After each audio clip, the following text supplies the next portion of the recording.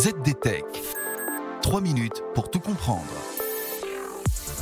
Bonjour à tous et bienvenue dans le ZDTech, le podcast quotidien de la rédaction de ZDNet.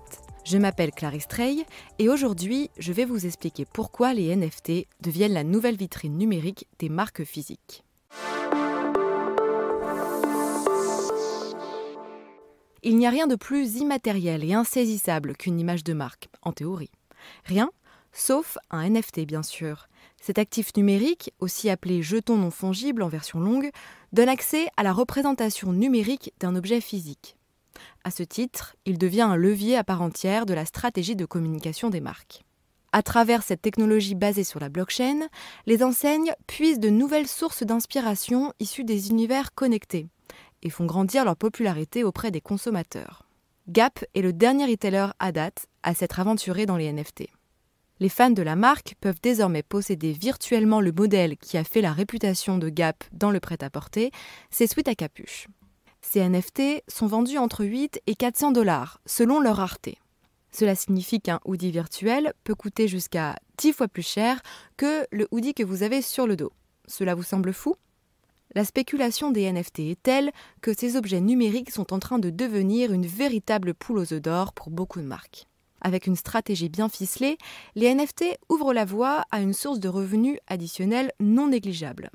À titre d'exemple, la collection de NFT signée Dolce & Gabbana a rapporté 5,65 millions de $, à la marque italienne. Mais la force des NFT pour les marques, c'est aussi leur capacité à fédérer des communautés.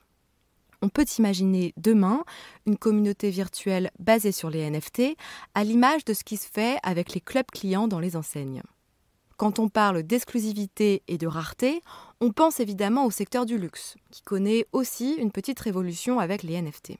Des projets de blockchain voient le jour, tels que le consortium Ariani. Ce passeport du luxe lutte contre les contrefaçons, il garantit aux marques la sûreté des transactions et donne à l'acheteur un titre de propriété numérique authentifié.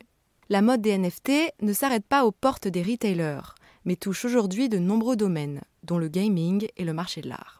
En 2021, les ventes de NFT ont rapporté au niveau mondial près de 25 milliards de $, contre 94,9 millions de $ l'année précédente, selon les données de DappRadar.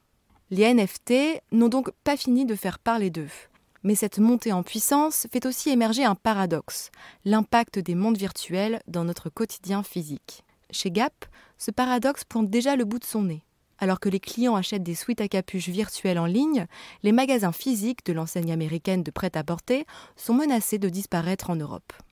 Et voilà, on a fait le tour du sujet. Pour en savoir plus, rendez-vous sur zdnet.fr et retrouvez tous les jours un nouvel épisode du ZDTech sur votre plateforme de podcast préférée.